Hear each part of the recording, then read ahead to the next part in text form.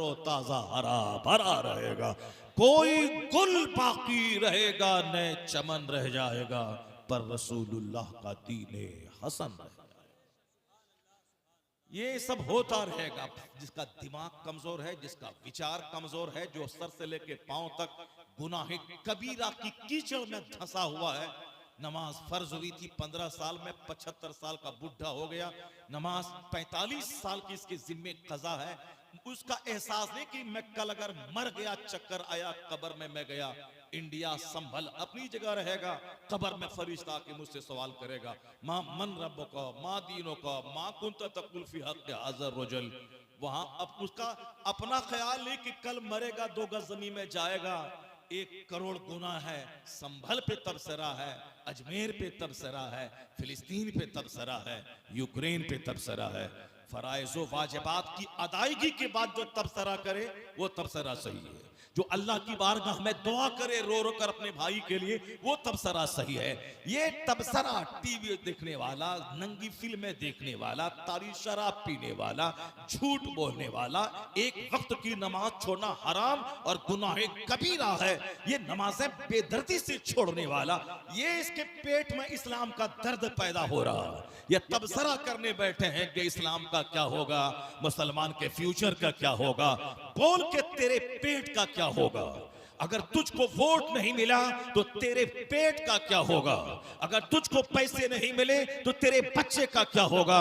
अगर कोई नेता बोलता है इस्लाम खतरे में है तो वह झूठ बोलता है। अगर कोई मौलवी बोलता है इस्लाम खतरे में है, वह झूठ बोलता है, क्योंकि मेरा खुदा कहता है कि युरीदून लियुत्फिउ नूरल्लाहि बिअफ़वाहिहिम वल्लाहु मुतिम्मु नूरी।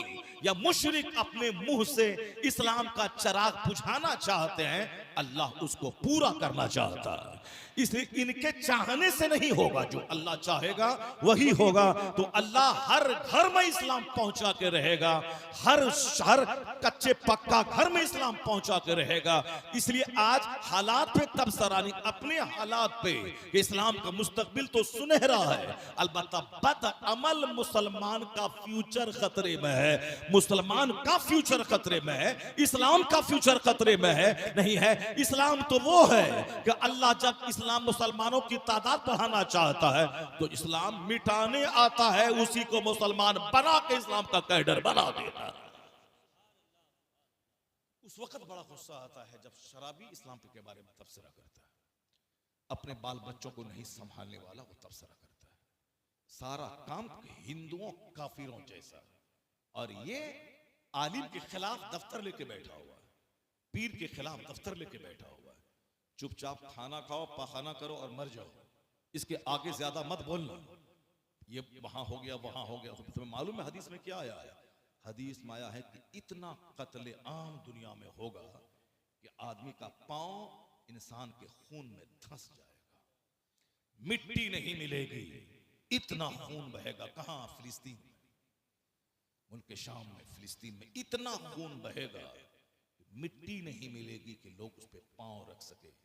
खून में लथपथ होकर उसको गुजरना पड़ेगा, लाशों पे गुजरना पड़ेगा। बस बज़ाहिर जो चीजें नजर आती हैं वो होती नहीं है। हर चमकने वाली चीज सोना नहीं होती, हर चमकने वाली चीज सोना नहीं होती। बज़ाहिर देखने में लगता है कि चमकीली चीज है, अंदरूनी हालात तो अल्लाह को मालूम। और हम लोग तो इतना ही जानते हैं, जहां वहां की जो तस्वीरें आती हैं, उन तस्वीरों को देखने के बाद ऐसा लगता है कि मुसलमान नाम है, सारा कल्चर यहूदियों जैसा, अंदर का सारा मुआशरा यहूदियों जैसा। उनके मर्दों का लिबास, उनके बच्चों का लिबास, उनकी ख्वातीन का लिबास, सब देखने के बाद ऐसा लगता है कि सारा कल्चर यहूदियों जैसा। वो तो हिंदुस्तान तो गनीमत है, अल्लाह का शुक्र है, करोड़ों एहसान है रब्बे आला का। यहाँ हकीकी दाढ़ी नजर आ रही है, हकीकी टोपी नजर आ रही है। मगर इराक के बारे में खबरें किताब में आई हैं कि वहां का इमाम नकली दाढ़ी लगा करके मुसल्ले पे खड़े होकर नमाज पढ़ाता है। अब क्या कर सकते हैं? ये आज नहीं, ये आज से 30 साल पहले का तबसरा है किताब में लिखा, नकली दाढ़ी लगा करके साहब नमाज पढ़ा रहे हैं। और अब तो पहले तो नकली दाढ़ी लगाते थे क्योंकि पब्लिक इमाम की दाढ़ी देखना चाहती थी, लेकिन अब पब्लिक भी इतनी गिर गई कि अब तुम दाढ़ी रखो ना रखो सब चलेगा। अब तो बगैर दाढ़ी वाले को हम लोग सैकड़ों बार देखे हैं नमाज पढ़ाते हुए, हज के सफर में, उम्रा के सफर में। बस आप हाफ पैंट पहनने वाला आगे खड़ा हो गया, अल्लाह अकबर, वो हमसे अच्छी किरात कर रहा है, हमसे अच्छी किरात करता है।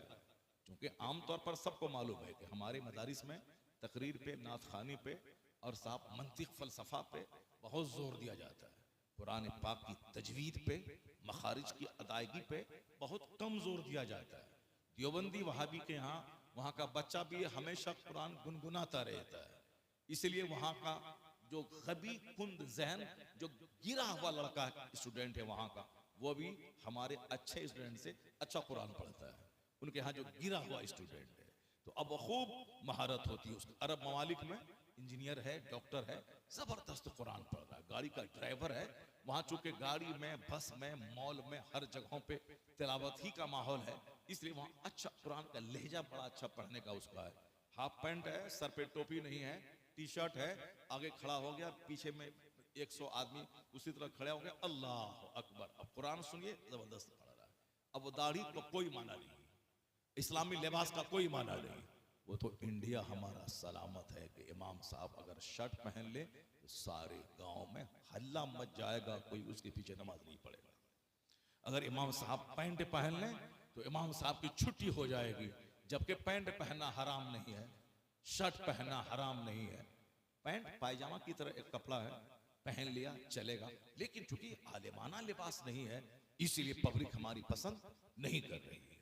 अब शर्ट पहन लिया, आलिमाना लिबास नहीं है, इसलिए से पब्लिक हमारी पसंद नहीं करती है। एक मुश्त से दाढ़ी कम हो गई, उसके पीछे नमाज पढ़ना मना है, पब्लिक हमारी पसंद नहीं कर रही। हमारी पब्लिक अभी अच्छी है तो मस्जिदों में दीन है, मदरसे में दीन है, अल्लाह रसूल का डर है।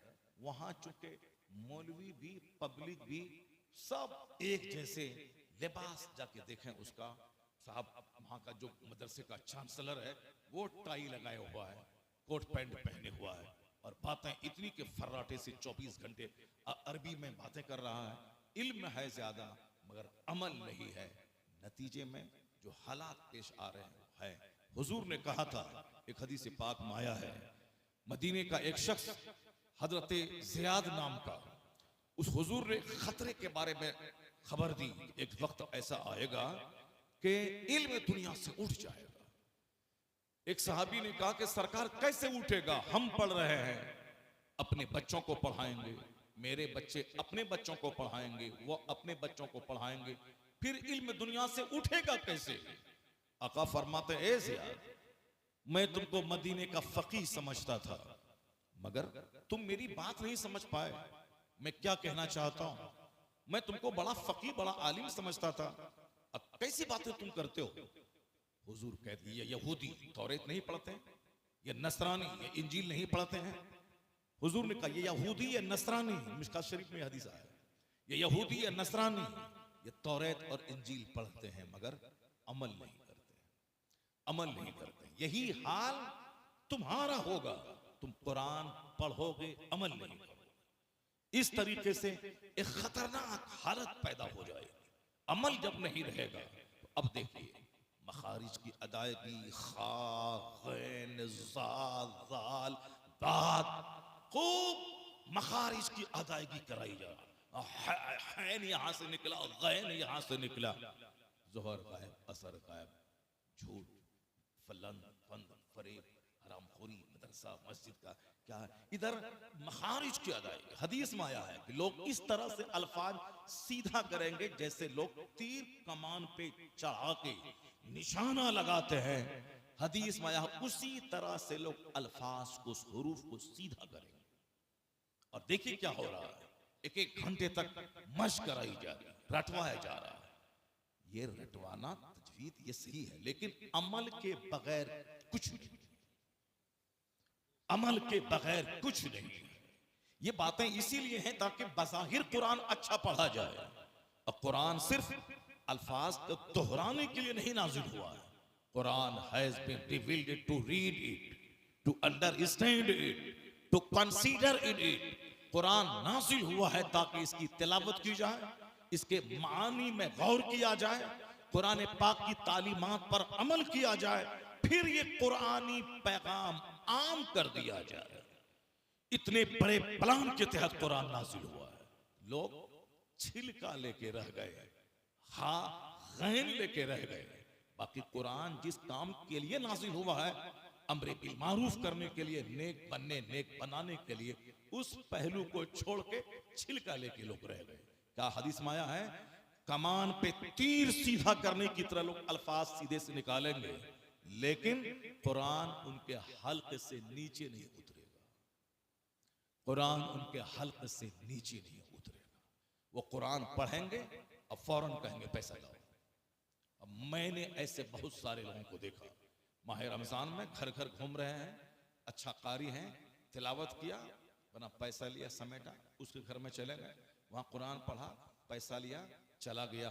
हुजूर कहते हैं कि कुरान पढ़ के फौरी लोग उसका फायदा हासिल करना चाहेंगे, लेकिन सरकार दो जहां ने क्या फरमाया, कुरान जब पढ़ो खत्म करने के बाद, तमाम करने के बाद अल्लाह से मांगो। क्यों?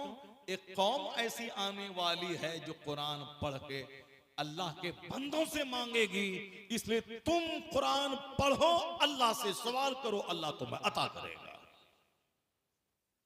अब वो कौन कौम पैदा होगी आप सबों को मालूम है। मतलब अमल करना। हुजूर क्या कहते हैं, ए ज़ियाद, तुमको मैं मदीने का फकीह समझता था, तुम मेरी बात नहीं समझ पाए। ये यहूदी, ये नसरानी तौरात इंजील नहीं पढ़ते हैं, पढ़ते हैं मगर अमल नहीं करते हैं। अमल नफ्स पे करते हैं। तौरात में क्या है, उस पर नहीं, हक को छुपाते हैं। उसके मौलवी हक को छुपाते हैं, पैसा कमाने के लिए हक बदल देते हैं। सरकार के जो औसाफ उसमें आए हैं उसको छुपा देते हैं। अपना मतलब निकालने के लिए अपनी तरफ से इंजील गढ़ लेते हैं। इसीलिए कहा गया, वला तश्तरू बि आयाती सबनन कलीला, मेरी आयतों को थोड़ी कीमत के बदले मत बेचा करो। बेचने का मतलब आयतों को छुपा देना, गलत पेश करना, अपनी तरफ से गढ़ देना, जो हक है उसको छुपा देना। जो लोग कहते हैं कि खिताबत का नजराना लेने का मतलब बेचना हुआ, वो झूठ बोलते हैं, वो गढ़ते हैं, वो गलत बोलते हैं। इसलिए कि ये आयत नाजिल हुई यहूद और नसारा के ताल्लुक से, जो अपनी तरफ से बढ़ा देते थे, अपने मतलब के लिए घटा देते थे। उस तरह अब अगर कोई कुरान पढ़ के सुनाता है, नमाज पढ़ो, रोजा रखो, ज़कात दो, हक पर अमल करो, अल्लाह की बात मानो, कुरान पढ़ के सुनाता है, अब उसके बदले में लोग अगर वक्त की उजरत उसको देते हैं, तो ये बेचना नहीं कहा जाएगा। गलत बोला अपने मतलब हासिल करने के लिए, वो हुआ बेचना। और सही बोला, कुरान पाक का फरमान पहुंचाया, अम्र बिल मारूफ किया, उसके बदले में अगर इमामत की उजरत नहीं है। इमाम साहब अगर नमाज का पैसा लेंगे, ये 5 नमाज का रोजाना पर डे 200 रुपए होता है, तो साहब 40 रुपए पर नमाज पढ़ा, अब फजर नहीं पढ़ाएंगे तो मुखवली पैसा काट लेगा, तब तो किसी की नमाज नहीं होगी। क्योंकि वहां नमाज का पैसा इबादत की उजरत ही जायज नहीं है, इबादत की उजरत नहीं। अलबत्ता वो 30 दिन जो आपके यहाँ रह करके मस्जिद का इंतजाम संभालते हैं, ये वक्त की उजरत है।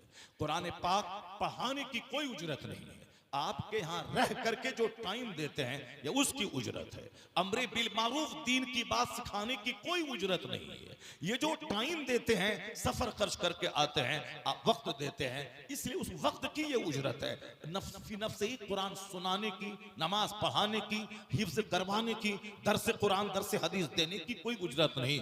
इबादत व ताअत में कोई उजरत नहीं ली जाएगी, कोई उजरत, उसकी उजरत नहीं होगी। ये है असल में मतलब।